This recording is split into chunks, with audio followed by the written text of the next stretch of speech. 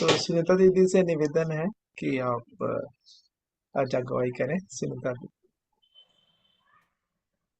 आइए हम लोग आज की आराधना को प्रारंभ करेंगे और आप सबका ब्लेस्ड फैमिली में स्वागत है जितने भी जुड़ गए हैं प्रभु यीशु मसीह में।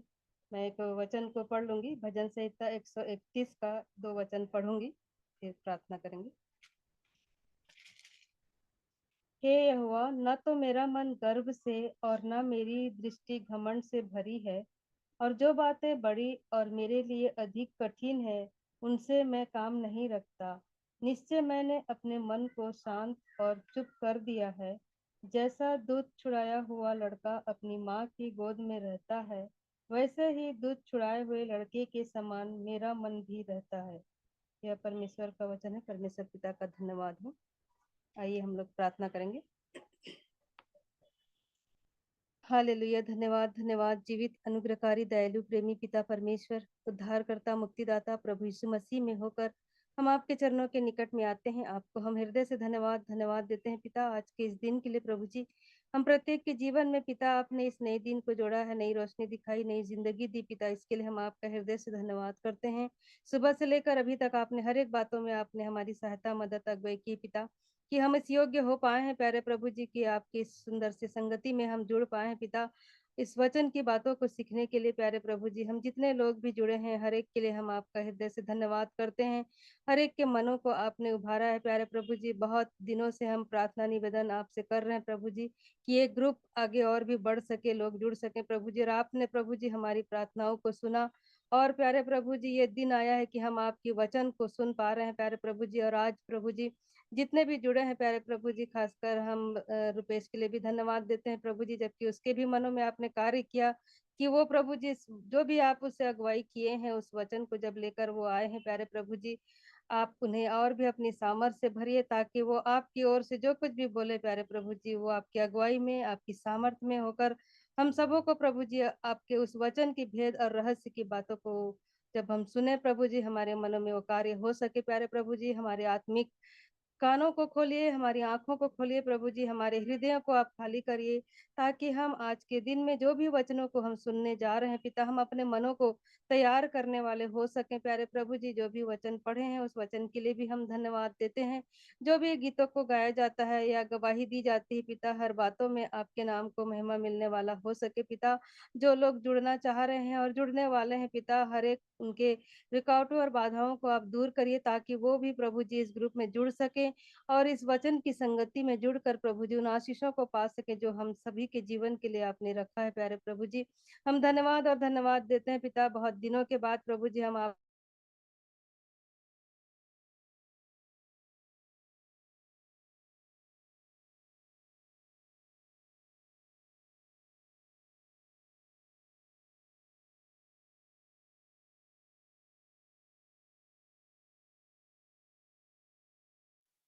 दीदी आपकी आवाज नहीं आ रही है।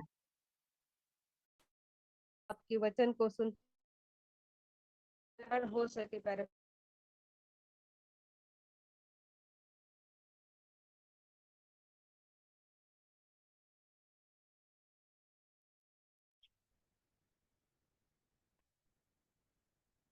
हर एक बातों के लिए हम आपका हृदय से धन्यवाद करते हैं प्यारे प्रभु जी। जो भी इंटरनेट नेटवर्क का प्रॉब्लम हो रहा है पिता, आपके नाम से वो ठीक होने पाए प्यारे प्रभु जी। हर रुकावटें बाधाएं आपके नाम से दूर होने पाए प्रभु जी। सारी बातों के लिए हम आपका हृदय से धन्यवाद करते हैं, और आगे के समय में हम अपने आत्मा प्राण देह को आपके हाथों में सौंपते हुए इस प्रार्थना को उद्धारकर्ता मसीह यीशु के नाम से मांग लेते हैं। आमीन। आमीन। यदि कोई भी गीत गाना चाहते हैं या वचन पढ़ना चाहते हैं तो अभी अवसर है आप लोगों को।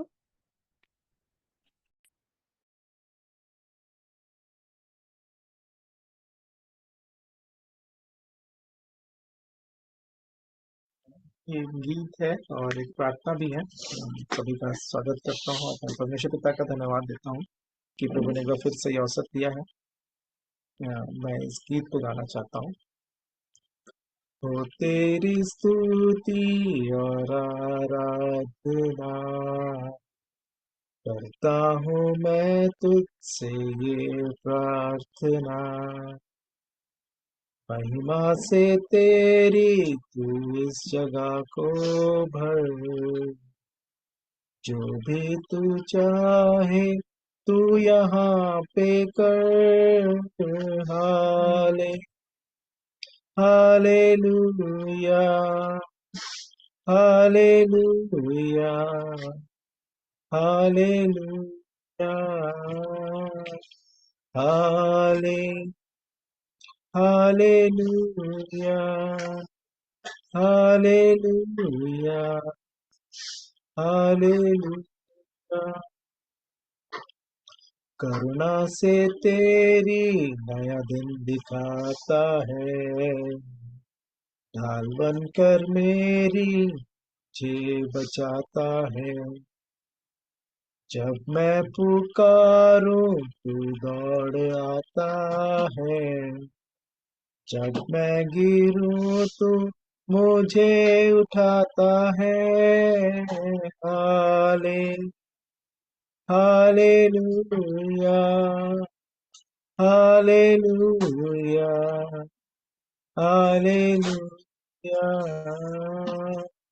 हाले हालेलुया हालेलुया हालेलुया। सारे जहां में तुझसा कोई नहीं, तुझको छोड़ कोई प्रभु है ही नहीं।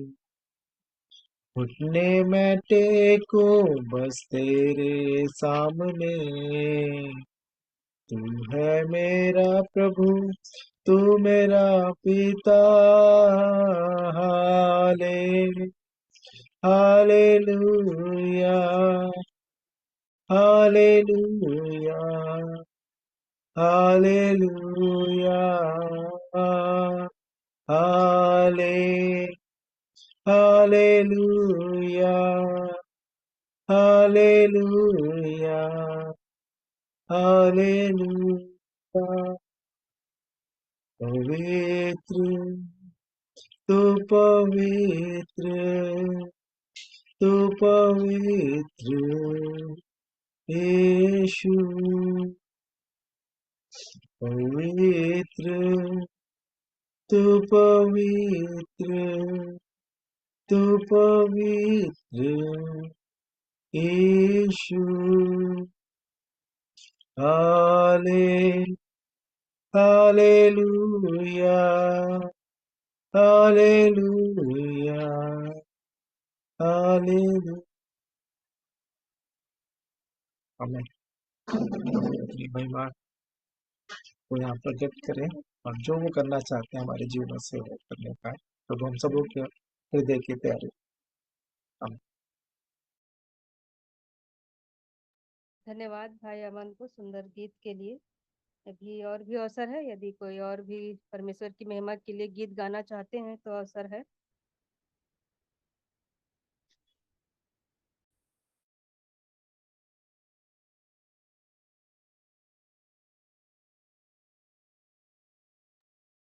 एक गीत मैं भी गाना चाहूंगा। लहू के बगैर ना शिफा ना नजात है। लहू के बगैर ना शिफा ना नजात है। लहू के बगैर ना शिफा ना नजात है। तौबा के साथ ये तो मुफ्त सौगात है। तौबा के साथ ये तो मुफ्त सौगात है। लहू के बगैर ना शिफा ना नजात है। एक तू ही बचे ना बचेगा कुल घराना। लहू की कुदरत को तूने ना पहचाना। एक तू ही बचे ना बचेगा कुल घराना। लहू की कुदरत को तूने ना पहचाना। वायदों का सच्चा और सच उसकी जात है। वायदों का सच्चा और सच उसकी जात है। तौबा के साथ ये तो मुफ्त सौगात है, लहू के बगैर ना शिफा ना नजात है। एक ही बार उसने लहू को बहाया, बंधनों को तोड़ के तो बाप से मिलाया। एक ही बार उसने लहू को बहाया, बंधनों को तोड़ के तो बाप से मिलाया। हुआ अब सवेरा, खत्म हुई रात है। हुआ अब सवेरा, खत्म हुई रात है। तौबा के साथ ये तो मुफ्त सौगात है। तौबा के साथ ये तो मुफ्त सौगात है, लहू के बगैर ना शिफा ना नजात है। प्यारे तू क्यों सोचे खुदावन तुझसे दूर है, मुक्ति फजल से मिले उसके हुजूर है। प्यारे तू क्यों सोचे खुदावन तुझसे दूर है, मुक्ति फजल से मिले उसके हुजूर है। ईमान जो लाए खुदावंद उसके साथ है। ईमान जो लाए खुदावंद उसके साथ है। तौबा के साथ ये तो मुफ्त सौगात है, लहू के बगैर ना शिफा ना नजात है। लहू के बगैर ना शिफा ना नजात है। लहू के बगैर न शिफा न नजात है। जैसा लिखा है कि बिना लहू लहू बहाए पापों की क्षमा नहीं। सो इस गीत के द्वारा मैं परमेश्वर पिता का धन्यवाद करता हूँ मसीह यीशु के नाम से।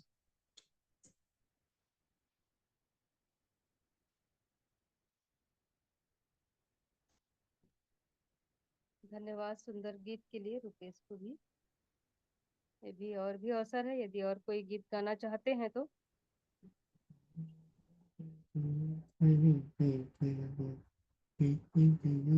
गवाही है, वचन पढ़ना चाहते हैं तो अवसर है। आप सबों को शालोम, जय मसीह की। प्रभु का धन्यवाद हो आज के पवित्र दिन के लिए जो उसने मुझे दिखाया। भजन संहिता कहता है 27 में, एक वर मैंने यहोवा से मांगा, उसी के यत्न में लगा रहूंगा, और कि मैं जीवन भर यहोवा के भवन में रहने पाऊं, जिससे यहोवा की मनोरथ पर दृष्टि लगाए रहूं। प्रभु का धन्यवाद हो। गवाही का समय तो नहीं है, परंतु छोटी सी गवाही जरूर दूंगा, क्योंकि परमेश्वर ने मेरे जीवन में ऐसा काम किया जो मेरी योग्यता से बाहर है। आप सबको मालूम है, मैंने अमन भाई को बताया था कि मैं यरूशलेम जा रहा हूँ। पर जैसे ही हम लोग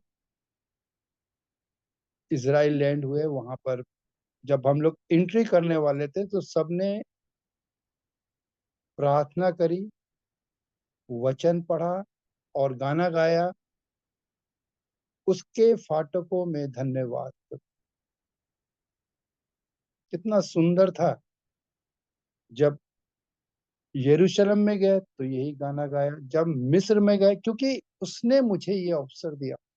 मैंने जैसे आपको पहले बोला था, मेरी कोई कुव्वत नहीं थी, मेरा सारा खर्चा मेरी बड़ी बहन जो यही इलाहाबाद में रहती है उसने उठाया। इसीलिए मैंने ये वचन पढ़ा, एक वर मैं यहोवा से मांगा, वो मांगने पर देने वाला परमेश्वर। इसलिए मैं बहुत धन्यवाद देता हूँ। एक एक जगह मुझे परमेश्वर, मेरा प्रभु यीशु मसीह मुझे ले गया, और वो सब जगह दिखाई जिसके योग में नहीं था, परंतु ये उसकी महाकरुणा थी। जो मुझे ले गया और वापस सुरक्षित लेके आया। मैं प्रभु का धन्यवाद।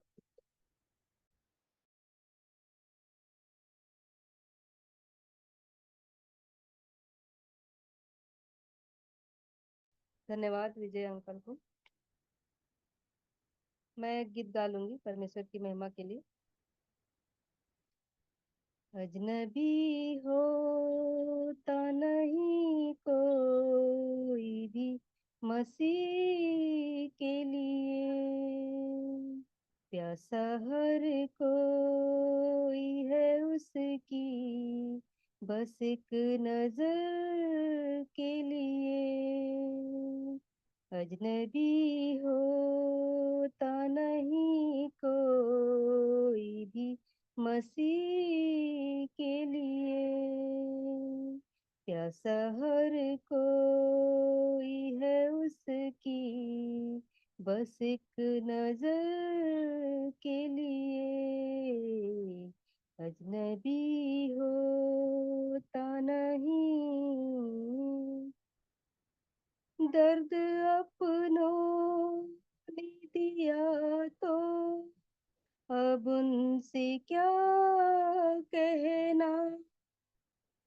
दर्द अपनों ने दिया तो अब उनसे क्या कहना। दर्द अपनों ने दिया तो अब उनसे क्या कहना। एक मसीह है जो है सच्चा मेरे जीवन के लिए। एक मसीह है जो है सच्चा मेरे जीवन के लिए। अजनबी होता नहीं कोई भी मसीह के लिए, प्यासा हर कोई है उसकी बस एक नजर के लिए। अजनबी होता नहीं, करके घायल अकेले मुझे ये किसने छोड़ दिया। करके घायल अकेले मुझे ये किसने छोड़ दिया। करके घायल अकेले मुझे ये किसने छोड़ दिया। सिर्फ खुदा है जो है सच्चा मेरे जीवन के लिए। सिर्फ खुदा है जो है सच्चा मेरे जीवन के लिए। अजनबी होता नहीं कोई मसीह के लिए, प्यासा हर कोई है उसकी बस एक नजर के लिए। अजनबी होता नहीं। Thank you. यदि कोई गवाही है आपके जीवन में तो अभी अवसर है।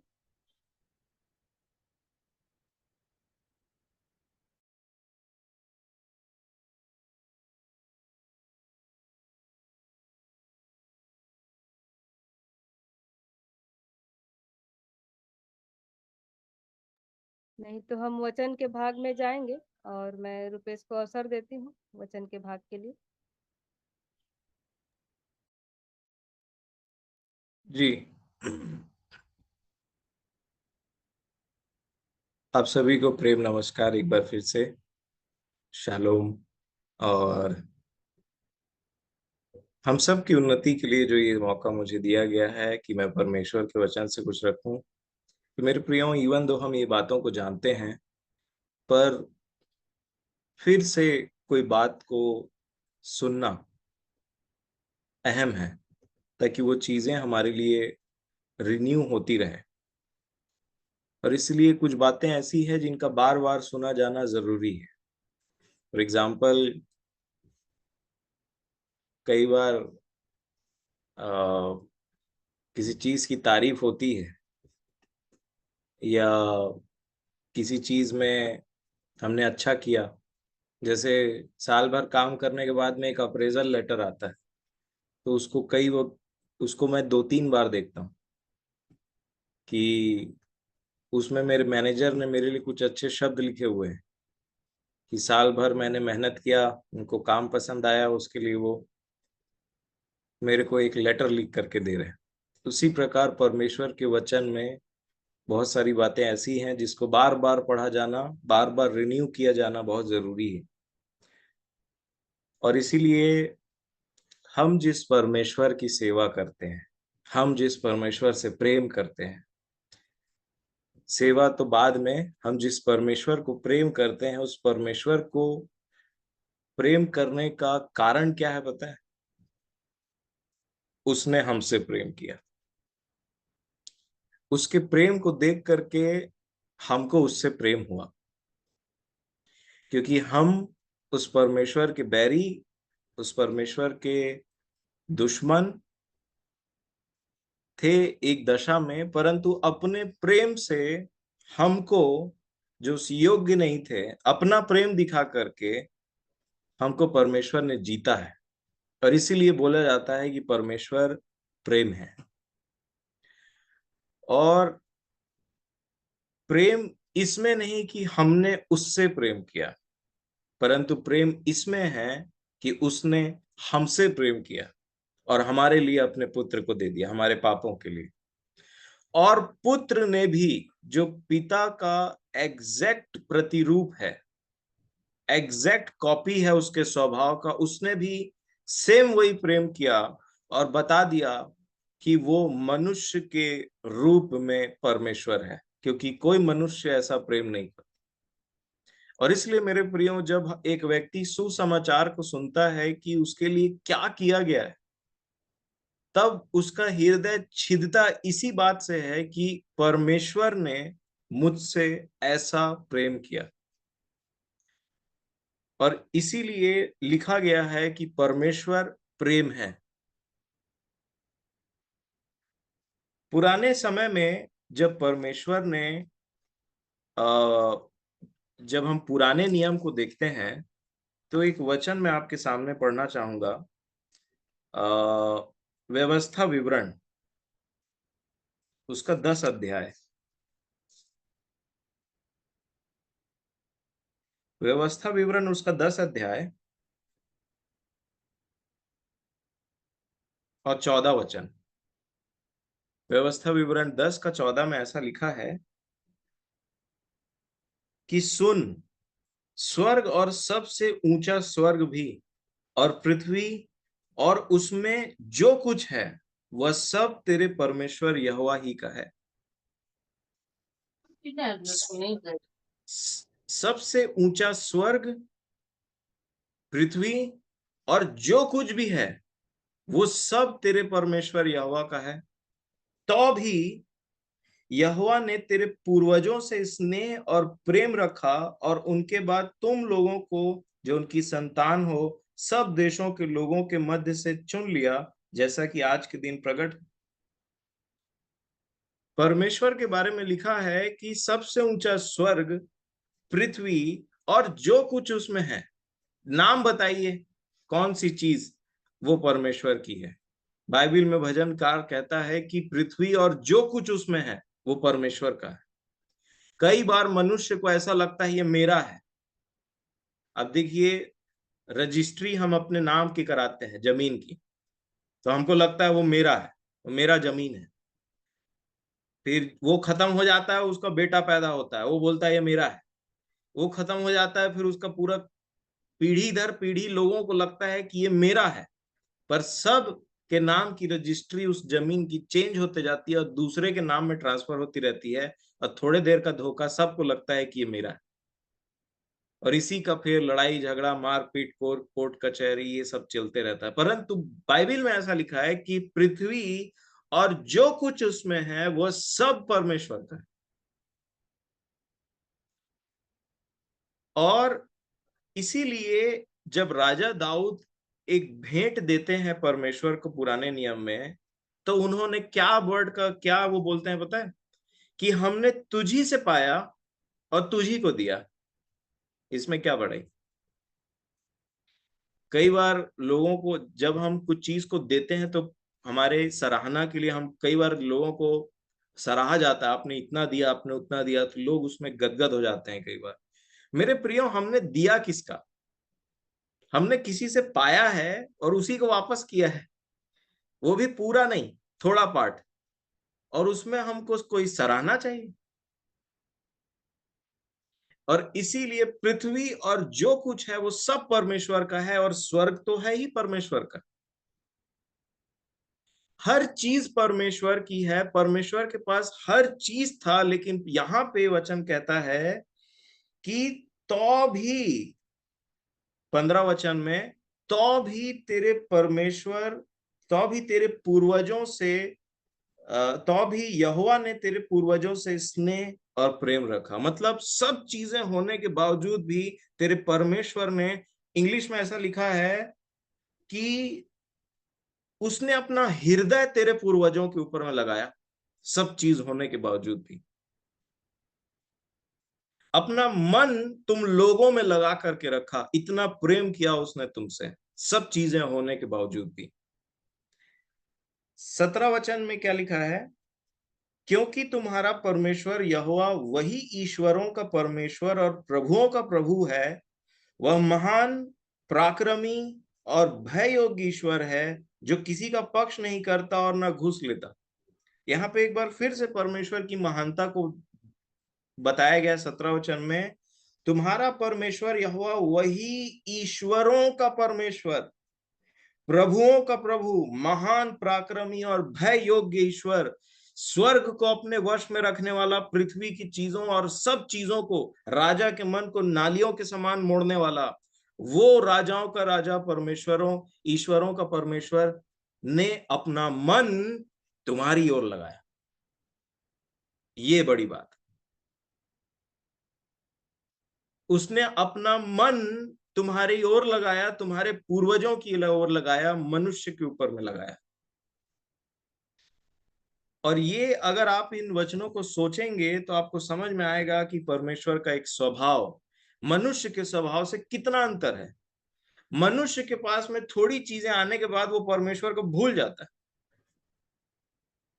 ऐसा होता है, अच्छे विश्वासियों के साथ में भी ऐसा होता है कि जैसे ही किसी चीज की यहाँ पे जब कंफर्ट बढ़ता है इस पृथ्वी पर, सब चीज अच्छा चलने लग जाता है, तो एक व्यक्ति परमेश्वर को धीरे धीरे धीरे धीरे भूलने लग जाता है, या फिर अपना पहला का सब प्रेम तूने छोड़ दिया है, ये परमेश्वर का कंप्लेन था। परंतु विपरीत परमेश्वर का स्वभाव क्या है? सब चीज होने के बावजूद भी अपना मन परमेश्वर ने हमारी ओर लगाया। ये परमेश्वर का प्रेम है मेरे प्रियो। और ये परमेश्वर, ये उत्पत्ति की जो पुस्तक है जहां पे बाइबल परमेश्वर के कार्यों का वर्णन होना के बारे में शुरू हुआ। अब देखिए एक वचन, यूहन्ना रचित सुसमाचार, उसका 17 अध्याय और उसका 24 वचन। यूहन्ना 17 का 24 मैं पढ़ देता हूं आपके लिए। हे पिता, प्रभु यीशु मसीह कह रहे हैं प्रार्थना में, यूहन्ना 17 का 24, हे पिता, मैं चाहता हूं कि जिन्हें तूने मुझे दिया है, जहां मैं हूं वहां वे भी मेरे साथ हों। यीशु पृथ्वी पर रह करके बोल रहे हैं कि हे पिता, जिन्हें तूने मुझे दिया है, मैं चाहता हूं कि केवल मैं ही स्वर्ग में न रहूं, ये भी मेरे साथ में वहीं रहें जहां पे मैं हूं। वो स्वर्ग से आया पृथ्वी पर, पृथ्वी पर उसने मनुष्य के उद्धार के लिए महान कार्य किया, और उसके बाद फिर परमेश्वर के दाहिने हाथ जाकर के बैठा। वो स्वर्ग में था, पृथ्वी पर आया, फिर स्वर्ग चला गया। इसका क्या मतलब है? ये स्वर्ग है, वहां से वो नीचे पृथ्वी पर मनुष्य बन के आया और फिर स्वर्ग चला गया। इसका अर्थ है मेरे प्रियो, वो हमारे लिए एक रास्ता बनाने आया कि जहां वह है वहां हम भी रहें। जब वो स्वर्ग में था, उसके पास सब चीजें थी, परंतु हमारी दुर्दशा देख करके उससे रहा नहीं गया। और जगत की उत्पत्ति से पहले उसने ये निर्णय ले लिया था कि परमेश्वर का मेमना जगत की पहले उत्पत्ति से पहले बलिदान होता है। जो उसने ये ठान लिया था कि मैं इन लोगों को, mister Aman Kumar Ram, mister Hem Kumar Ram, mister Vijay, mister Rupesh, miss Bela and Sunita aunty, Pintu David and other, Rajeshwari ji और सुनीता जी, सभी को मैं वहीं लेकर के जाऊंगा जहां पे मैं हूं। लेकिन उसके लिए मुझे इस पृथ्वी पर जाकर के एक बहुत ही कठिन काम करना पड़ेगा। इस पृथ्वी पर जा करके मुझे अपने आप को बलिदान करना पड़ेगा, इनके पाप को अपने ऊपर लेना पड़ेगा, क्रूस में चढ़ना पड़ेगा, और फिर मुझे तीसरे दिन मरे हुओं में से पिता जिलाएगा, और तब जाकर के मैं दाहिनी ओर बैठूंगा, और तभी ये पॉसिबल है कि ये मेरे साथ में वही रहे जहां पे मैं हूं। क्योंकि लिखा है वो स्वर्गीय स्थान में, उस मंदिर में जो हाथ का बनाया हुआ नहीं है, किसी भेड़ बकरे किसी का लहू नहीं, अपना स्वयं का लहू लेकर के वहां पे पहुंचा, जो ओरिजिनल मंदिर है जहां परमेश्वर वास करता है। इसीलिए उसने हमारे लिए एक रास्ता बनाया मेरे प्रियो। और यहाँ पे देखिए, मैं इसी वचन को कंटिन्यू करूंगा। मैं चाहता हूं कि जिन्हें तूने मुझे दिया है, अर्थात मैं और आप और वो चेले और सब कोई जो उस पर विश्वास करते हैं, जहां मैं हूं वहां वे भी मेरे साथ हों, कि वे मेरी उस महिमा को देखें जो तूने मुझे दी है, क्योंकि तूने जगत की उत्पत्ति से पहले मुझसे प्रेम रखा। ये प्रेम जगत में, ये उत्पत्ति जब सृष्टि की हुई उसके बाद में उत्पन्न होने वाला चीज नहीं था मेरे प्रियो। इस जगत की उत्पत्ति से पहले स्वर्ग प्रेम से भरा हुआ था। इस जगत की उत्पत्ति के समय स्वर्ग प्रेम से भरा हुआ था। इस जगत की उत्पत्ति के बाद स्वर्ग प्रेम से भरा हुआ है, और इस जगत के नाश हो जाने के बाद भी जगत स्वर्ग प्रेम से भरा रहेगा। क्योंकि परमेश्वर प्रेम है, और उसकी उपस्थिति में, उसके सराउंडिंग में एक प्रेम का स्वभाव हमेशा रहता है।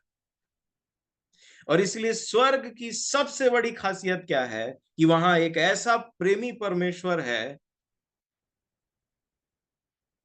जो अपने सराउंडिंग में पूरे स्वर्ग को प्रेम से जुड़ा हुआ है। इसीलिए यीशु कहते हैं कि जो जगत की उत्पत्ति से पहले तूने मुझसे प्रेम किया। प्रेम जगत की उत्पत्ति के पहले से था, प्रेम जगत की उत्पत्ति के दौरान था, प्रेम जगत की उत्पत्ति के बाद था, प्रेम जगत के नाश हो जाने के बाद भी रहेगा। इसलिए प्रेम, विश्वास और आशा तीनों स्थायी है, परंतु इनमें सबसे बड़ा क्या है? प्रेम। और मेरे प्रियो, उसी प्रेम को परमेश्वर ने मेरे और आप, हम जो सबसे बड़े पापी थे, उनके लिए अपने आप को स्वेच्छा बलि करके चढ़ाया। ये शब्द आया है भजन संहिता में, स्वेच्छा बलि। स्वेच्छा बलि का मतलब होता है अपनी इच्छा से अपने आप को बलिदान कर देना या बलिदान चढ़ाना। यीशु मसीह ने अपनी इच्छा से अपने आप को मेरे और आपके लिए बलिदान किया है। क्यों किया है? ताकि यूहन्ना 14 उसका 2 पढ़िए।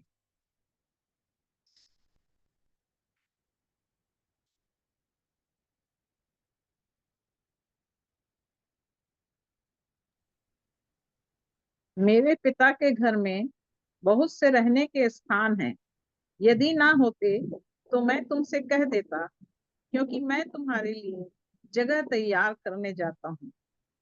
धन्यवाद। यीशु मसीह कहते हैं कि मेरे पिता के घर में बहुत से रहने के स्थान हैं और मैं तुम्हारे लिए जगह तैयार करने के लिए जाता हूं। वहां पे प्रभु क्या बोल रहे हैं? मैं जहां रहूं पिता, मेरी इच्छा ये है कि ये भी मेरे साथ वहीं रहें। यहाँ पे प्रभु बोल रहे हैं कि मेरे घर, मेरे पिता के घर में बहुत से रहने के स्थान है और मैं वहां पे यदि न होते तो मैं तुमसे कह देता, लेकिन है, और मैं तुम्हारे लिए वहां जगह तैयार करने को जाता हूं। वो 2000 साल पहले हमारे लिए जगह तैयार करने के लिए ऊपर गया, और उसका रीजन एक है कि मैं और आप उसके साथ रहें, ये उसकी इच्छा है और पिता से उसकी प्रार्थना है, और पिता की भी यही इच्छा है कि मैं और आप उसके संग रहें। मेरे प्रियो, मैं इस परमेश्वर के प्रेम को मसीह यीशु के द्वारा जब देखता हूं तो मैं अपने जीवन के बारे में सोचता हूं, वो मेरे लिए जगह तैयार करने के लिए ऊपर गया है, जगह तैयार हो भी रहा है, और मैं इस पृथ्वी में क्या उस चीज को अपने अपने मन, अपने हृदय में बसा करके जीवन को बिता रहा हूं कि वो मेरे लिए जगह तैयार करने के लिए गया है। क्योंकि जगह तैयार करने गया है तो वापस आकर के उसी जगह में लेने के लिए वापस आएगा। और उसके लिए जब उसने, अब जगह तैयार कैसे हो, जगह तैयार कैसे होगा? वो जा रहा है जगह तैयार करने के लिए। आपको पता है उसको जगह तैयार करने के लिए क्या करने की आवश्यकता पड़ी? मेरे प्रिय, यीशु मसीह को अपने पिता के घर में बहुत से जगह तो थे, पर प्रभु को जा करके जगह तैयार करने के लिए क्या करना पड़ा? क्रूस पर अपने आप को बलिदान देना पड़ा। और वो पिता के पास जब पहुंचे तो अपना लहू लेकर के एक महायाजक के समान में वो उस मंदिर में पहुंचे। स्वर्ग में, स्वर्गीय के स्वर्ग में पिता जहां विराजमान है, मसीह अपना लहू लेकर के वहां पे पहुंचे। क्यों? ताकि मैं और आप के लिए वहां जगह तैयार हो, उन स्वर्गीय स्थानों में हमारी पहुंच हो सके। यीशु मसीह के बलिदान और लहू के द्वारा तो उसने हमसे इतना प्रेम किया, इतना प्रेम किया कि उसके पास सब चीज था स्वर्ग में, फिर भी पृथ्वी पर उतरा, मनुष्य रूप धारण करके सब दुखों को सहा, क्रूस पर बलिदान हुआ, इसलिए कि उसके बाद वो लहू लेकर के स्वर्गीय स्थान में पहुंचा। इब्रानियों की पत्री 9 अध्याय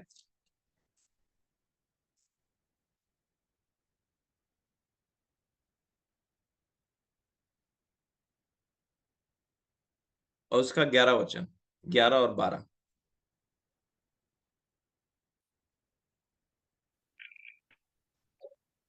परंतु जब मसीह आने वाली अच्छी अच्छी वस्तुओं का महायाजक होकर आया, तो उसने और भी बड़े और सिद्ध तंबू से होकर, जो हाथ का बनाया हुआ नहीं, अर्थात इस सृष्टि का नहीं, और बकरों और बछड़ों के लहू के द्वारा नहीं, पर अपने ही लहू के द्वारा एक ही बार पवित्र स्थान में प्रवेश किया और अनंत छुटकारा प्राप्त किया। अपना लहू लेकर के एक ही बार पवित्र स्थान में प्रवेश किया और अनंत छुटकारा प्राप्त किया। इस पृथ्वी पे अगर आपको जमीन खरीदना है, अपने रहने का व्यवस्था करना है, तो आपको पैसे चाहिए, सोना चाहिए, चांदी चाहिए, या उसके इक्विवेलेंट पैसा चाहिए। आपको जमीन खरीदना पड़ेगा, उसका दाम चुकाना पड़ेगा, और उसके बाद अपने लिए घर, रहने का जगह को एक दाम दे करके आप वहां पे रह सकते हैं। स्वर्ग में अगर आपको जगह बनाना है तो आप कौन सा पैसा देंगे और कितना पैसा दे सकते थे मैं और आप, कि हमारे लिए स्वर्ग में जगह बन सके? जब मसीह यीशु ने ये बात कहा कि मैं तुम मेरे पिता के घर में बहुत से जगह हैं, तो क्या कोई पृथ्वी पर खरीदार खड़ा होकर बोल सकता था कि ठीक है मैं खरीद लूंगा अपने लिए उस जगह को? न सोने न चांदी से मिली आजादी, परंतु नाश, लिखा है नाशमान सोने और चांदी से तुम्हारा छुटकारा नहीं हुआ, परंतु मसीह के बहुमूल्य लहू से तुम्हारा छुटकारा हुआ। अगर स्वर्ग में जगह जमीन पैसों से खरीदी जा सकती थी तो वो धनवान नर्क में न रोता होता, वो सबसे पहले खरीद लेता अपना जगह। परंतु धनवान अर्थात उसका नाम नहीं बताया गया, जैसे लाजर का नाम लाजर बताया गया, गरीब नहीं बोला, या बीमारी या नहीं बोला गया, बीमार नहीं बोला गया, परंतु धनी का नाम नहीं बताया गया। हमारे प्रभु ने उस जगह को जो स्वर्ग में परमेश्वर पिता के घर में है, लेकिन हमारी पहुंच नहीं हो सकती वहां पे, उस जगह को तैयार करने के लिए, हमारे लिए बनाने के लिए मसीह यीशु ने अपने लहू के द्वारा, उस क्रूस के बलिदान के द्वारा एक रास्ता तैयार किया। वो हमारा महायाजक बन करके गया पिता के पास में अपने लहू को लेकर के, और वो पवित्र स्थान में हमारे छुटकारे के लिए, अनंत छुटकारे के लिए एक ही बार बलिदान होकर के उसने हमारे लिए रास्ता निकाला। इसलिए वो स्वर्ग से उतरता है मनुष्य का रूप धारण करके, अपना बलिदान देता है, और उसके बाद फिर स्वर्ग में चले जाता है, ताकि मेरे और आपके लिए जगह तैयार करे। क्योंकि वो क्या चाहता है कि मैं और आप उसके साथ उसकी महिमा को देखते हुए स्वर्ग में अपना अनंत जीवन बिताएं। इतने बड़े वायदे को करने के बाद में, इतने स्वर्ग में जगह तैयार करने के बाद की बात करके, क्या मैं और आप उस स्टैंडर्ड का जीवन बिताते हैं कि वो हमारे लिए स्वर्ग पर जगह तैयार करने के लिए गया है? ये चैलेंजिंग है मेरे और आपके लिए। मेरे प्रियो, कभी इस पृथ्वी की बात पर निराश हताश मत होइए कि मेरे पास ये नहीं है, मेरे पास वो नहीं। जैसा चल रहा है वो पार हो जाएगा, लेकिन उस वायदे पर ध्यान दीजिए जो उसने कहा कि मैं तुम साथ रखूंगा। ये है धन्य आशा। इसके लिए हमको एड़ी चोटी का मेहनत करने की जरूरत है कि हम अपने प्रेम करने वाले परमेश्वर के साथ हमेशा रहें और चूक ना जाएं उस जगह से। और इसीलिए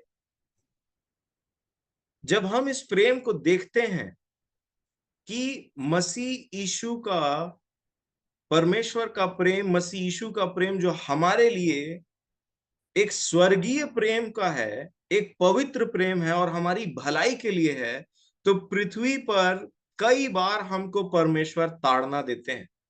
क्यों? क्योंकि परमेश्वर नहीं चाहते कि न्याय के समय में हम किसी भी प्रकार से इस संसार के साथ में दोषी ठहरे। मेरे प्रिय, उसका प्रेम इतना है कि वो, ध्यान से देखिए, एक और वचन मैं आपको उत्साहित करने के लिए और परमेश्वर के प्रेम को दिखाने के लिए पढ़ाता हूं। पहला थिस्सलुनीकियों की पत्री,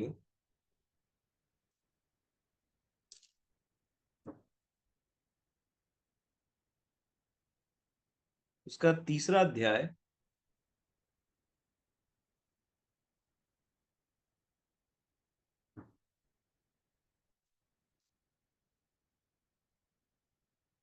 सॉरी, पहला थिस्सलुनीकियों 5वां अध्याय, उसका 9 और 10 वचन और 11। यहां पे लिखा है, क्योंकि परमेश्वर ने हमें क्रोध के लिए नहीं परंतु इसलिए ठहराया है कि हम अपने प्रभु यीशु मसीह के द्वारा उद्धार प्राप्त करें। वह हमारे लिए इस कारण मरा। देखिए यहां पे क्या लिखा है, वह हमारे लिए इस कारण मरा कि हम चाहे जागते हों चाहे सोते हों, सब मिलकर उसी के साथ जिए। वह हमारे लिए इसलिए मरा कि हम चाहे जागते हों, मतलब हम शरीर में जिंदा हैं, चाहे हम सोते हों, जैसे हमारे कई प्रिय प्रभु में सो गए, हम चाहे जागें या सोएं, वो इसलिए मरा कि हम उसके साथ में जिए, उसके साथ में हम जीवन को व्यतीत करने वाले हों। वो इसलिए हमारे लिए मरा।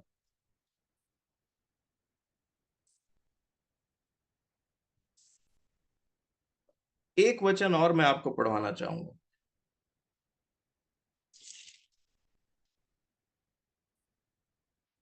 पहला थिस्सलुनीकियों का ही 4 अध्याय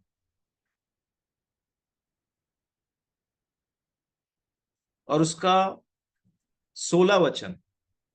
क्योंकि प्रभु आप ही स्वर्ग से उतरेगा, उस समय ललकार और प्रधान दूत का शब्द सुनाई देगा और परमेश्वर की तुरही फूंकी जाएगी, और जो मसीह में हैं वे पहले जी उठेंगे। तब हम जो जीवित और बचे रहेंगे उनके साथ बादलों पर उठा लिए जाएंगे कि हवा में प्रभु से मिले। इस रीति इस रीति से हम सदा प्रभु के साथ रहेंगे। ये उस समय के लोगों की आशा थी। ये बोल करके प्रेरित पौलुस अपने आप को, कलीसियाओं को एनकरेज किया करते थे कि वो हमारे लिए इसलिए मरा कि हम चाहे जीवित हों, चाहे जागते हों, चाहे सो जाएं, उसके साथ रहें। यहां पर भी वही लिखा हुआ है, लास्ट लाइन देखिए, और इसी रीति से हम सदा प्रभु के साथ रहें। तो प्रभु यीशु मसीह के पूरे बलिदान का पर्पस ही क्या है? कि हम उसके साथ हमेशा के लिए रहें। ये है परमेश्वर का प्रेम, जो स्वर्ग और पृथ्वी का परमेश्वर है। कोई ऐसी चीज नहीं जो परमेश्वर के पास नहीं है, लेकिन उसने अपना मन मेरे और आपके ऊपर में लगा के रखा है। उसने हमारे लिए अपने प्राण का बलिदान दिया, अपना लहू बहाया, इसलिए कि मैं पिता के घर में जाऊंगा, क्योंकि आपके बिना उसका घर सूना लग रहा था उसको। सब कुछ तो है, पर मिस्टर अमन कुमार राम नहीं। सब कुछ तो है, पर बहन सुनीता नहीं है। सब कुछ तो है, पर वो नहीं है। और इसलिए उसने अपने बलिदान को दे करके हमारे लिए परमेश्वर पिता के घर में एक जगह तैयार किया मेरे प्रियो। और वो जगह को अगर मैं और आप मिस कर दें, वो जगह को हम उस जगह में जाने से चूक जाएं जिसके लिए परमेश्वर ने इतने बड़े उद्धार का कार्य किया, मसीह यीशु ने इतने बड़े उद्धार का कार्य किया, तब एक बहुत बड़ी चूक हो जाएगी।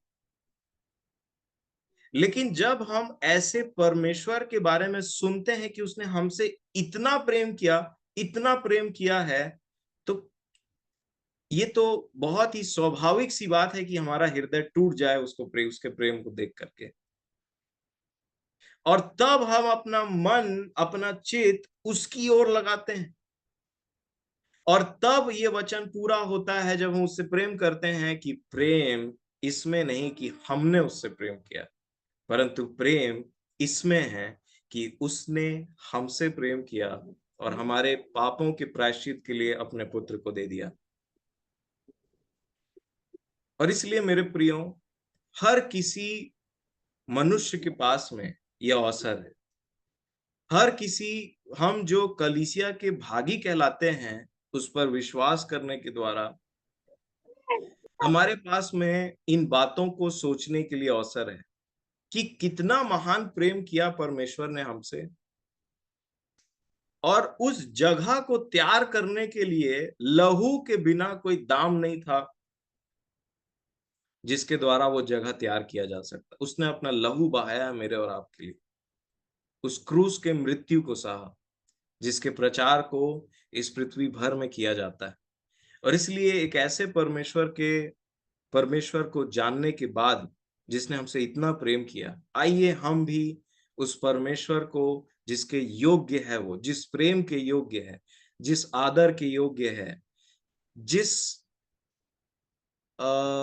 आराधना के योग्य परमेश्वर है, उसको उसी लेवल का प्रेम करें मेरे प्रेम, उनको उसी लेवल का दर्जा दें और सब चीज साइड रख करके अपने हृदय में सबसे ऊपर अपने परमेश्वर को रखें। क्यों? क्योंकि उसने हमसे प्रेम किया। प्रभु यीशु मसीह ने कहा कि मैं तुम्हारे लिए जगह तैयार करने को जाता हूं। स्वर्ग की बात हो रही है।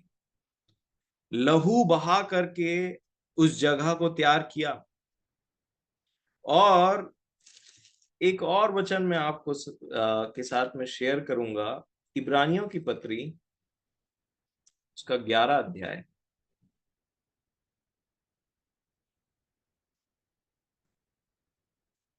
और उसका 13 वचन से पढ़े।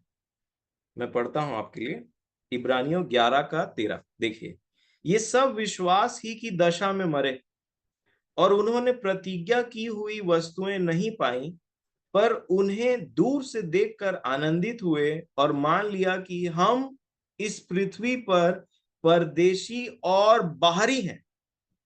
इस पृथ्वी पर तो रह रहे हैं, ये पुराने नियम के लोगों के लिए बात की जा रही है, इस पृथ्वी पर तो रह रहे हैं, पर वो तंबू में रहा करते थे। तंबू मतलब जिसको कभी भी उखाड़ करके एक जगह से दूसरी जगह ले जाया जा सके, स्थायी नहीं है। घर नहीं बनाते थे, जैसे हम लोग बोलते हैं ना हमारा नेटिव प्लेस कोरबा में है, हमारा घर वहां पे है। वो लोग ऐसा कभी बात नहीं करते थे। वो लोग बोलते थे कि हमारा घर यहाँ है ही नहीं, हमारा घर स्वर्ग में है, क्योंकि हम इस पृथ्वी पर बाहरी और परदेशी हैं। आगे लिखा है, जो ऐसी बातें कहते हैं वे प्रकट करते हैं कि स्वदेश की खोज में है, और जिस देश से वे निकल आए थे यदि उसकी सुधि करते तो उन्हें लौट जाने का अवसर था। अब देखिए एक महत्वपूर्ण वचन जिस पर मैं आपका ध्यान लाना चाह रहा, 16 वचन लिखा है, पर वे एक उत्तम अर्थात स्वर्गीय देश के अभिलाषी हैं, इसीलिए परमेश्वर उनका परमेश्वर कहलाने में उनसे नहीं लजाता, क्योंकि उसने उनके लिए एक नगर तैयार किया है। परमेश्वर ने उनके लिए एक नगर तैयार किया है। किन के लिए? सबसे पहले जो है उनके लिए। नंबर 2, जो अपने आप को इस पृथ्वी पर परदेशी और स्वदेशी जानते हैं, उनके लिए कि हमारा ये जगह हमारा नहीं, ये परदेश है। और नंबर 3, जो एक स्वर्गीय देश के अभिलाषी हैं, उनके लिए। ऐसों के लिए परमेश्वर उनका परमेश्वर कहलाने से लजाता नहीं है। अर्थात जब ऐसे लोग परमेश्वर को परमेश्वर या पिता कहते हैं तो परमेश्वर को शर्म नहीं आता।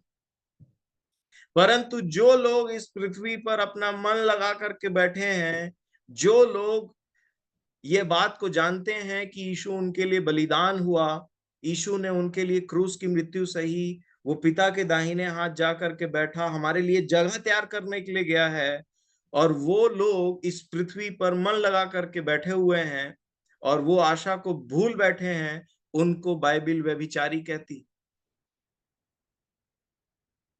जो कोई संसार से अपना संसार का मित्र होना चाहे वो परमेश्वर का बैरी है, ऐसा बात कहता है। और इसीलिए इस पृथ्वी पर रहते हुए भी जो लोग अपने आप को परदेशी समझते हैं, जो लोग उस तैयार जगह को, लिखा है परमेश्वर ने उनके लिए एक नगर तैयार करके रखा है, और वैसों का परमेश्वर कहलाने से परमेश्वर नहीं लजाता।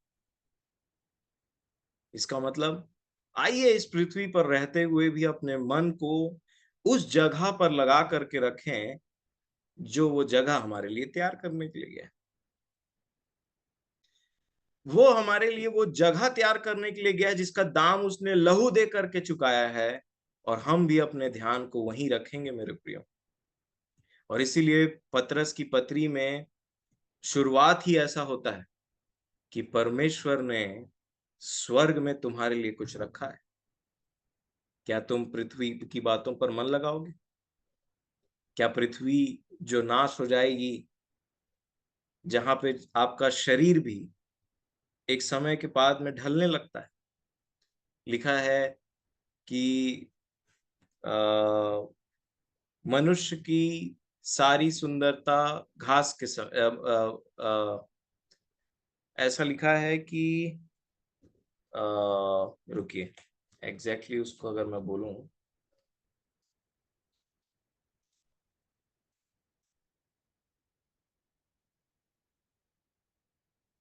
हर एक प्राणी घास के समान है और उसकी सुंदरता घास के फूल के समान।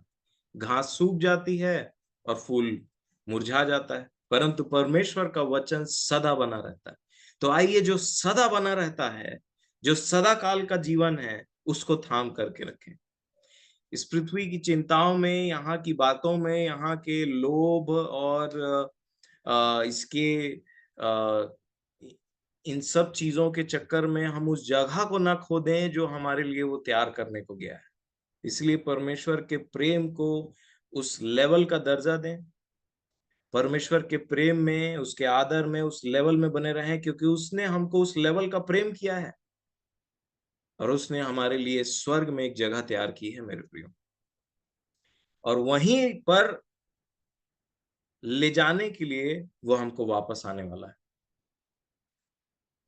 तो आइए इन बातों को अपने दिमाग में, अपने हृदय में एकदम से टॉप प्रायोरिटी में रखें और एकदम से रिफ्रेश रखें, और एक दूसरे को यही कह करके धाड़स बंधाएं कि वो आने वाला है, वो आने वाला है और हमको अपने साथ में रखेगा हमेशा हमेशा के लिए जहां वह है। और इसीलिए यही कारण था कि वो स्वर्ग से मनुष्य का रूप धारण करके उतरा। उन्होंने हमारे लिए अपने प्राण दिए, लहू बहाया, क्रूस की मृत्यु सही। परमेश्वर ने उन्हें मृतकों में से जिलाया तीसरे दिन में, और सब चीजों का न्याय करके भी ठहराया है कि वो एक दिन उसी मनुष्य यीशु मसीह के द्वारा इस जगत का न्याय करेगा। तो आइए हम उससे ऐसा प्रेम करें जैसा उसने हमसे प्रेम किया, ताकि मैं और आप मेरे प्रियो इस वायदे को ना भूलें कि मैं जा रहा हूं पिता के पास में, वहां बहुत सी जगह हैं और मैं तुम्हारे लिए एक जगह तैयार करने के लिए जा रहा हूं। परमेश्वर पिता आपको इन बातों से के द्वारा आशीष दें और वो अनुग्रह प्रदान करें कि हम परमेश्वर से, मसीह यीशु से वही प्रेम कर सके जैसा उसने हमसे प्रेम किया। और ये आशा की जो बात चल रही थी ना, मैं आपको वही उसी चीज के बारे में थोड़ी सी और बात को बता रहा था। और जो पुराने समय के लोग थे ना, प्रेरित पौलुस और जो कोई भी अपने मसीह जीवन में उन्नति करने वाले लोग थे, वो एक दूसरे को ऐसे ही बताते थे कि वो एक दिन आएगा, जो प्रभु में पहले सोए हैं वो पहले उठा लिए जाएंगे, और हम जो जीवित हैं वो बदल जाएंगे, हम सब बादलों में यीशु से मिलेंगे और हम सब सदा के लिए उसके साथ रहेंगे। वो है हमारा घर। यहाँ पे जब मैं और आप रहते हैं, हमेशा याद रखिए परदेश है, ये तंबू में रहने वाला जीवन है यहाँ का। टेंट में रहिए, रेंट में रहिए, कहीं पे भी रहिए, लेकिन जानिए ये परदेश है मेरे प्रियो, और हम एक स्वर्गीय देश के अभिलाषी। और परमेश्वर ऐसों का परमेश्वर कहलाने से अपने आप को नहीं लजाता, बोलता मैं इसका परमेश्वर हूं। ये जो पृथ्वी में आदमी घूम रहा है ना इधर उधर, इसके मन में बात क्या है पता है? कि मैंने जो स्वर्ग में जगह तैयार की है, ये पृथ्वी की चीजों को जो इसको मसीही जीवन में आगे बढ़ने से रोकती है, मेरे प्रेम से रोकती है, इन सब चीजों को ये व्यक्ति ना बोल देता है। क्यों पता है?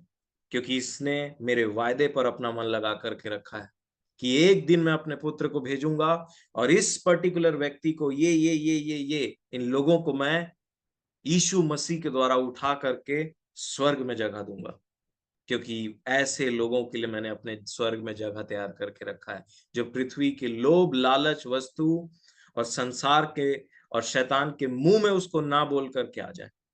वैसे लोगों के लिए स्वर्ग में यीशु मसीह ने जगह तैयार करके रखा है, अपने लहू से खरीद करके, और ये हमारे लिए है। प्रभु आप सभी को आशीष दे। आमीन।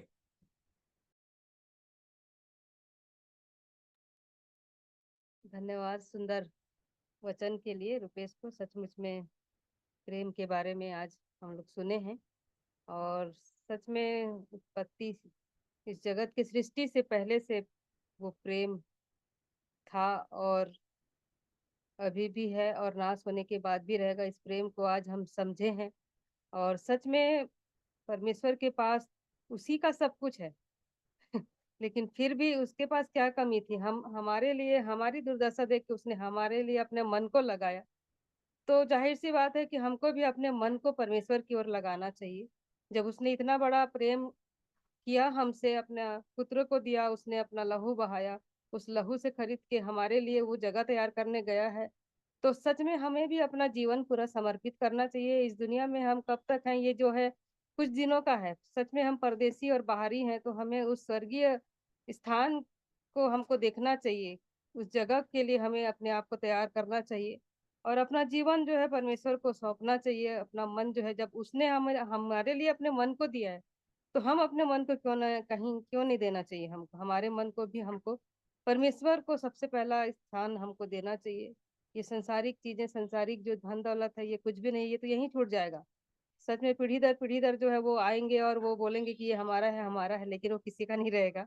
वो जो है परमेश्वर का ही है, सब कुछ है। तो सच में जब परमेश्वर का है, तो हमें उस परमेश्वर के जगह पे जो, जबकि उसका इतना बड़ा, इतना अच्छा उनका जो प्लानिंग है कि वो हमको हमारे अपने साथ रखना चाहता है, वो हमको अलग नहीं रखना चाहता है। तो कितना अच्छा उनका जो योजना हमारे लिए है, तो उस योजनाओं को समझते हुए हमें जो है अपने जीवन को समर्पित करना चाहिए। बहुत ही धन्यवाद रुपेश के लिए। बहुत दिन बाद हमें वचन की भूख तो बहुत दिन से थी, लेकिन इस ग्रुप में जो है बहुत आयत की जो है, जो भेद की बातें हैं, जो है प्रेम के बारे में हम सुने जरूर थे, लेकिन ऐसे जो है अलग प्रकाशन में जो है हमें वचन सुनने को मिला। मैं काफी आशीषित हुई और मैं बहुत ही, मुझे बहुत अच्छा लगा आज का वचन सुन के।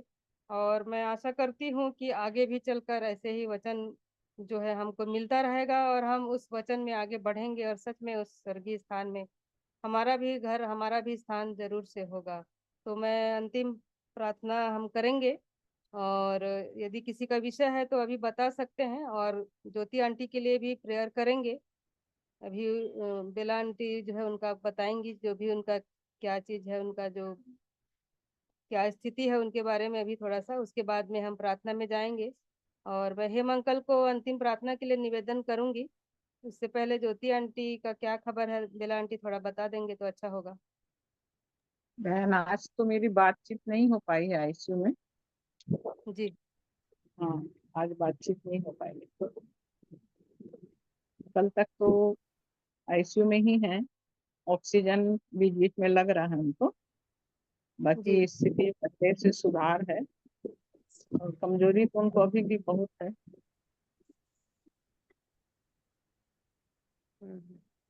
अभी भी एनआईवी लग रहा है उनको। बीच बीच में देना पड़ता है। जी जी। ठीक है, हम लोग लगातार प्रार्थना उनके लिए कर रहे हैं और भी हम करते रहेंगे जब तक। हाँ, जय मसीह की आंटी सभी को। मेरा भी एक प्रार्थना निवेदन है। 17 तारीख से ना मेरे बच्चों का बोर्ड पेपर है, तो इसके लिए उठा लीजिएगा। ये हमारा विश्वास है और इसी विश्वास से हम लोग जो है प्रार्थना में हमेशा एक दूसरे को उठाते रहें। आज ग्रुप को देखकर मुझे बहुत आनंद हो रहा है कि इतने सारे लोग जुड़े हैं। हम लोग 2 या 3 ही मिलकर प्रार्थना करते थे और उस 2 और 3 की प्रार्थना में परमेश्वर उपस्थित रहा और आज इतने लोग हैं। मैं बहुत ही आनंदित हुई हूँ और आगे चलकर और भी हमारा ग्रुप जो है और बड़ा हो जाएगा। ये मुझे ऐसा लग रहा है कि अब जो है अच्छे से सब लोग जुड़ेंगे और वचन की संगति रखेंगे। तो अंतिम प्रार्थना के लिए मैं हेम अंकल को निवेदन करती हूँ। सो आइए हम प्रार्थना करेंगे। अति करुणामय प्रेमी पिताजी, उद्धारकर्ता यीशु मसीह में आपके चरणों के निकट आते हैं। आज के दिन के लिए, इस पल तक के जीवन के लिए हम धन्यवाद करते हैं। आज की संध्या आपने हम सबों के जीवन में अनुग्रह किया कि एक छोटे से झुंड के रूप में हम एकत्र होकर आपके चरणों के निकट बैठ सके। प्यारे प्रभु जी, हम आपके नाम का धन्यवाद करते हैं। आप हमारे प्रेमी परमेश्वर हैं और सचमुच प्यारे प्रभु जी, आपके प्रेम के थाह को तो हम पा ही नहीं सकते। हमें बचाने जो कुछ भी नहीं थे, धूल मिट्टी राख, इससे बढ़कर हमारा जीवन नहीं था प्यारे प्रभु जी। भाप कीड़ा केचुआ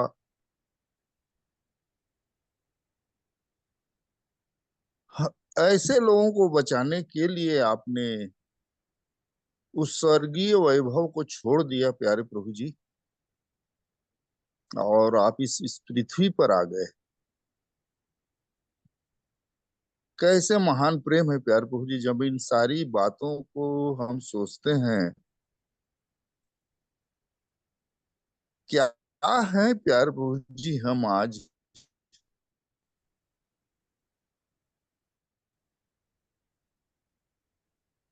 कुछ भी तो नहीं। और अद्भुत प्रेम के लिए जो आपने हम तुच्छ नीच निकम्मों से किया, और हमें बचाने आपने उस वैभव को छोड़ दिया। और आपको मालूम था प्यारे प्रभु जी कि इनको यदि मेरे साथ रहना है तो आपको मरना पड़ेगा, आपको लोहू बहाना पड़ेगा, तभी हम ये तुच्छ नीच निकम्मे पापी लोग वहां पहुंच सकेंगे। हम आपके बिना तो जा ही नहीं सकते प्यारे प्रभु जी। ऐसे महान प्रेम के लिए धन्यवाद करते हैं। और आपने बता भी दिया कि आपकी पवित्र मनसा भी यही है प्यारे प्रभु जी कि जहां आप हैं वहां हम भी पाए जाएं। कैसा अद्भुत प्रेम है प्यारे प्रभु जी। कहाँ सड़ाहट का जीवन, कुछ भी तो नहीं। हर एक प्यारे प्रभु जी जब हमारी करतूतों को, हमारे पापों को सुनेगा या तो घृणा ही करेगा प्यारे प्रभु जी, परंतु आपने प्रेम किया। कैसा महान प्रेम है प्यारे प्रभु जी, ये हमारे समझ से बाहर है जो आपने हम पापियों से किया है। और आपने बता दिया, मैं तुम्हारे लिए जगह तैयार करने जाता हूँ। और आपकी पवित्र मनसा भी यही है कि जहां मैं रहूं वहां तुम भी रहो। और आपने अपने वचन से हमें सिखा दिया कि जिस पृथ्वी पर तुम हो वो थोड़े दिनों का जीवन है, तुम परदेसी और बाहरी हो, ये बता भी दिया आपने। हम धन्यवाद करते हैं इन सारे वचनों को आपने हमारे जीवन के लिए खोला प्यार प्रभु जी। और सहायता कीजिए कि सचमुच हम पृथ्वी की बातों पर नहीं, परंतु हम उन स्वर्गीय वस्तुओं पर हमारा ध्यान हो जाए, जबकि आपका आना बहुत ही निकट है प्यार प्रभु जी। आपने अपने दास को फिर से हमारे मध्य भेजा कि हम उन बातों को जाने जिसे आपने प्रेम करके हमारे लिए तैयार किया है। हम धन्यवाद करते हैं, रुपेश बेटे के जीवन को आपके हाथ में देते हैं। जितने जुड़े हर एक पर आपकी आशीष की कामना करता हूं।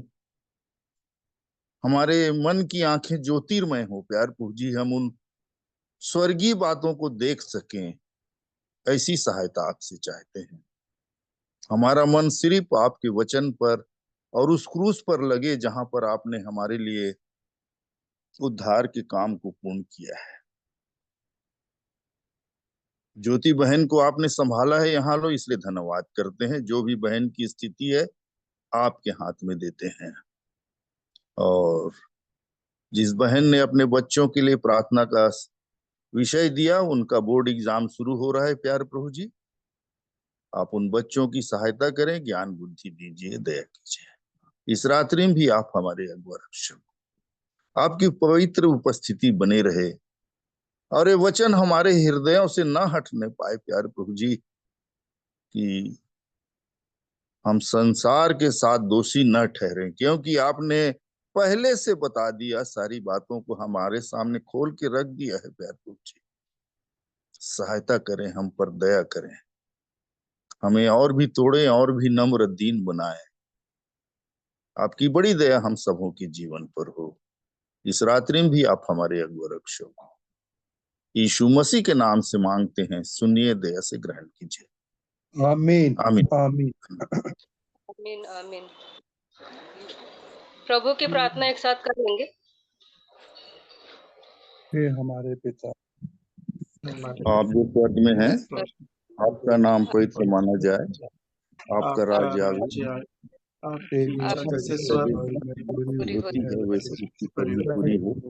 हमारे दुख की प्रदान चोटी किया आज हमें दीजिए।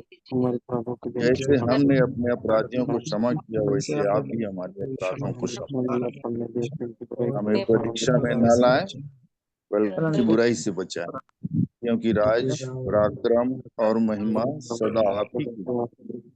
आमीन। आमीन आमीन। आगे का समय अमन को देती हूँ, जो भी सूचनाएं हैं वो देंगे। थैंक यू दीदी। भाई तो वीवो V29 प्रो से जो हेलो, जुड़े हैं, गुड इवनिंग। मैं डेविड हूँ। मैं पहली बार तो नहीं बोलूंगा, मैं लता आंटी के यहाँ आप लोग की मीटिंग में आया था और वो लिंक भेजी थी, तो ये लिंक मेरे पास था। आज मैं सोचा कि ज्वाइन करता हूँ करके। मैं बिलासपुर से हूँ, मेरा नाम रियाज डेविड है। एक्चुअली मेरे पास एक क्वेश्चन था, मैं सरमन के बाद सोचा पूछूंगा बोल के, तो अगर आप इजाजत दे तो। जी जरूर जरूर रख सकते हैं आप जी। लाइफ में अगर एज ए जनरल देखेंगे तो हमेशा किसी न किसी चीज की भागदौड़ सी लगी रहती है।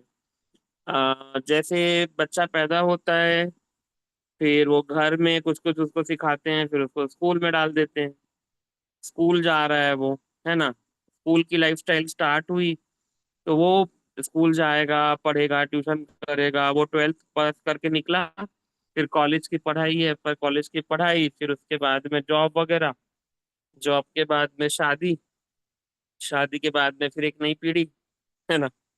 तो बस यही है सारे समय, और यही चीज दिखती है मुझे और सारे समय।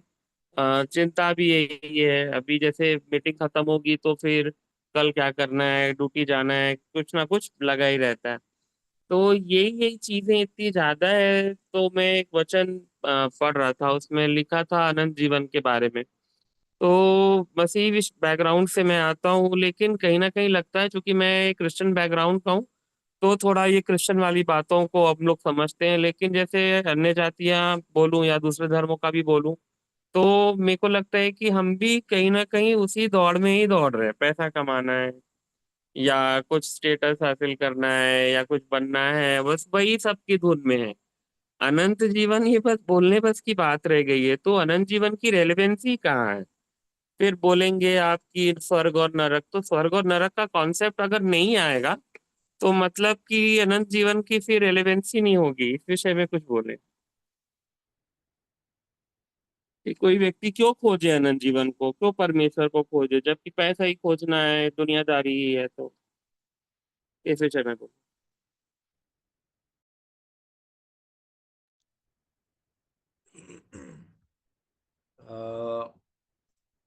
देखिए,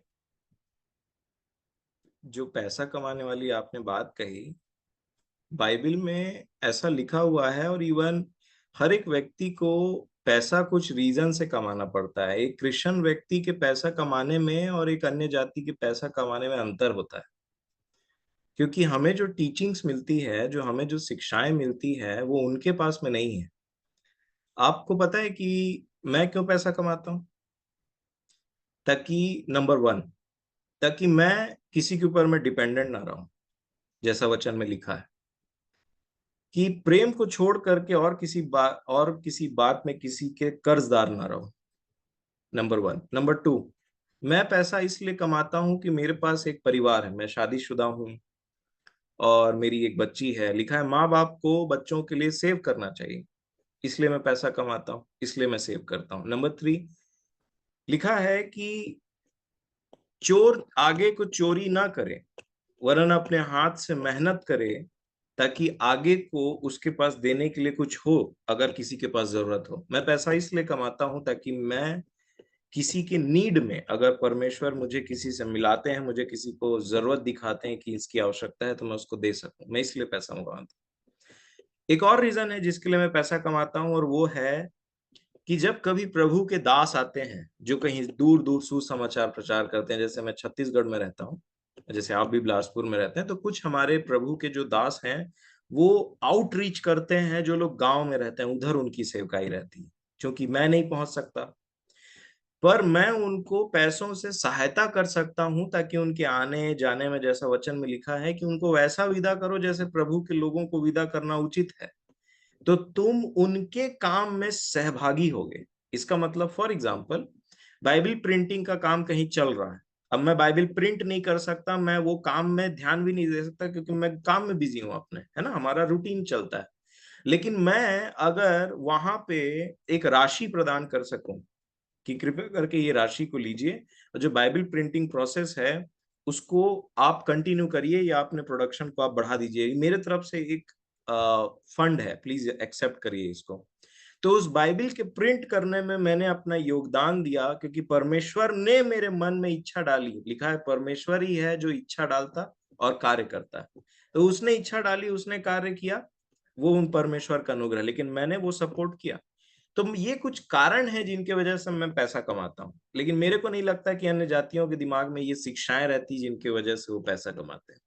और इसीलिए भैया जैसे जैसे हम प्रभु के संगति में, परमेश्वर की संगति में, परमेश्वर के लोगों की संगति में आते हैं ना, वचन की संगति में आते हैं ना, हमारा जो थॉट प्रोसेस है ना वो चेंज होने लगता है। और बाहर से तो दिखाई ऐसा देगा कि वो भी पैसा कमा रहा है, ये भी पैसा कमा रहा है, पर रीजन क्या है पैसा कमाने का, ये इंटेंशन क्या है, हमारे इंटेंशन अलग है।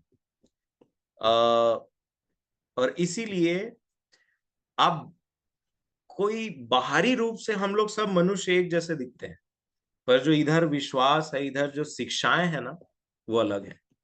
और इसलिए क्योंकि अनंत जीवन का लेना देना पैसों पर भी बहुत कुछ डिपेंड करता है।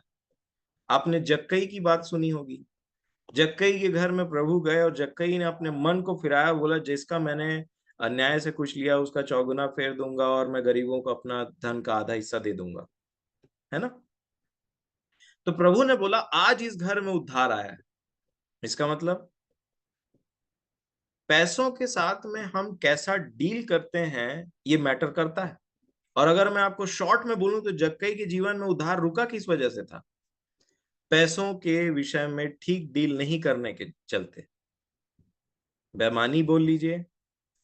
लेकिन जब उसके जीवन में मसीह यीशु का आगमन हुआ, वो अपना वो चौगुना लौटाने के लिए रेडी है और 50% अपने संपत्ति का देने के लिए रेडी है। इसको बोलते हैं ज्योति। कि जब हमको समझ में आ जाए ये जो धन है जो हमारे बैंक में है, जो हमारा जमीन के रूप में है, गोल्ड के रूप में, सिल्वर के रूप में है, किसी भी रूप में हमारा जो धन इस पृथ्वी पर रखाया गया है वो हमारा धन है ही नहीं।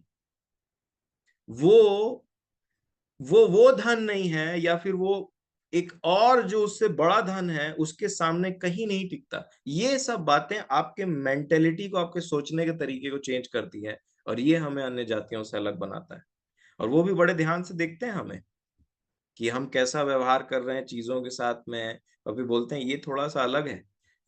और वो किसी भी वे में बोल सकते हैं कि शायद इसका दुनियादारी नहीं जानता है या इसका चित्त ठिकाने में नहीं है, कुछ भी बोल सकते हैं।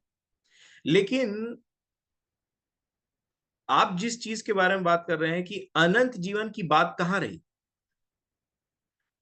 देखिए ये डिपेंड करता है कि मैं और आप किस हद तक परमेश्वर पर विश्वास करते हैं। और जो मैंने अभी वचन पढ़ा है इब्रानियों 11 में, वो विश्वासियों के लिए लिखा है कि उनका पूरा फोकस परमेश्वर के वायदे पर था, जिसने वायदा किया कि मैं तुम्हें अपने साथ में रखूंगा। इस जैसे LIC होता है ना, LIC एजेंट लोग आते हैं, एक लाइन बोलते हैं जीवन के साथ भी जीवन के बाद भी, जो उसका कोई गारंटी नहीं है कि वो आपके जीवन के बाद भी रहेंगे कि नहीं, लेकिन परमेश्वर की गारंटी है। और मैं और हम सब, और मैं विश्वास करता हूं कि आप भी इस बात पर विश्वास करते हैं कि परमेश्वर जो बोलते हैं ना वो होता है। कुछ भी पृथ्वी में इधर उधर होने लगता है ना तो न्यूज चैनल में आ जाता है कि बाइबल की भविष्यवाणियां पूरी हो रही हैं करके। तो अल्टीमेटली मनुष्य को उधर ही घूमना है,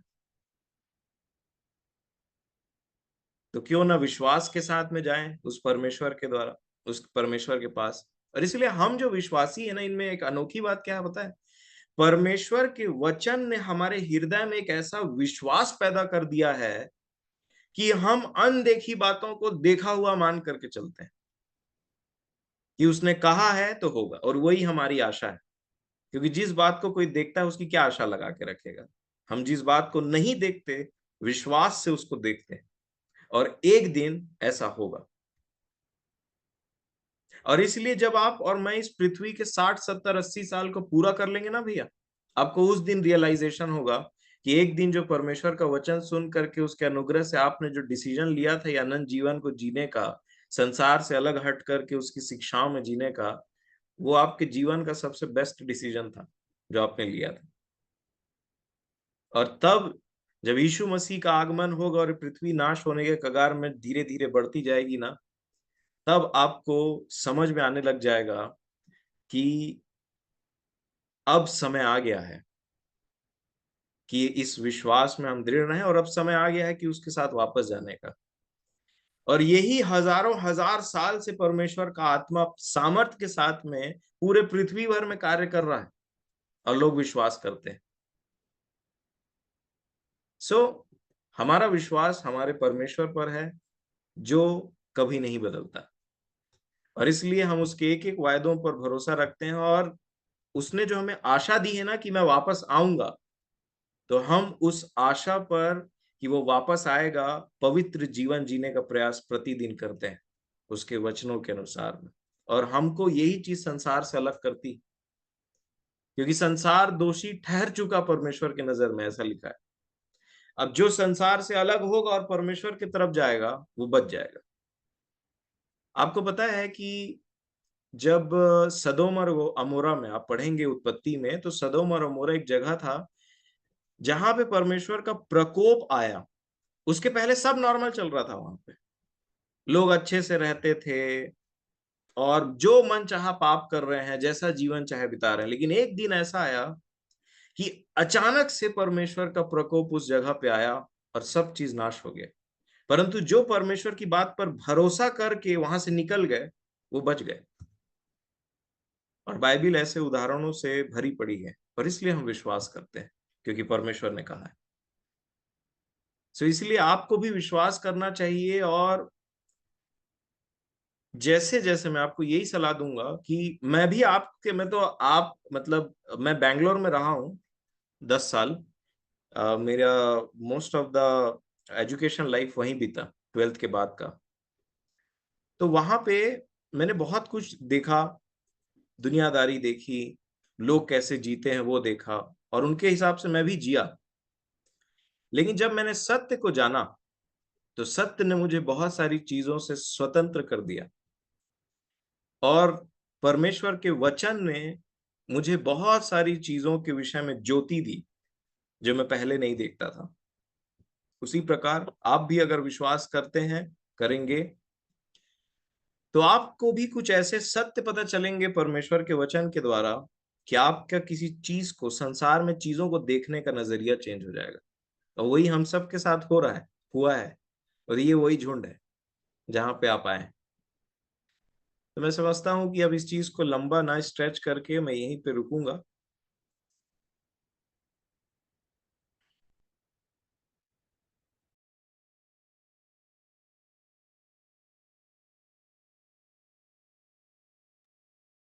थैंक यू सो मच।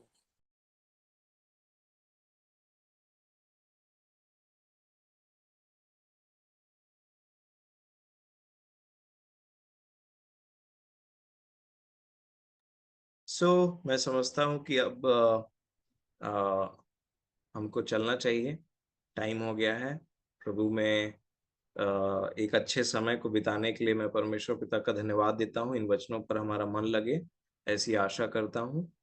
और कल मेरा यहाँ पे मेरी बारी है, तो मैं शायद उपस्थित ना रह पाऊँ, मोस्टली मैं उपस्थित नहीं रह पाऊंगा कल। बट मेरा प्रयास रहेगा कि वहाँ पे जितना जल्दी खत्म हो जाता है, क्योंकि 6 से 7 टाइमिंग है, कभी कभी 7:30 तक हो जाता है, तो जितना जल्दी हो सके मेरा कोशिश रहेगा कि मैं आप सभी के बीच में उपस्थित रहूं। पर ऐसा नहीं कि मैं आ गया हूं तो अब मैं ही बोलूंगा।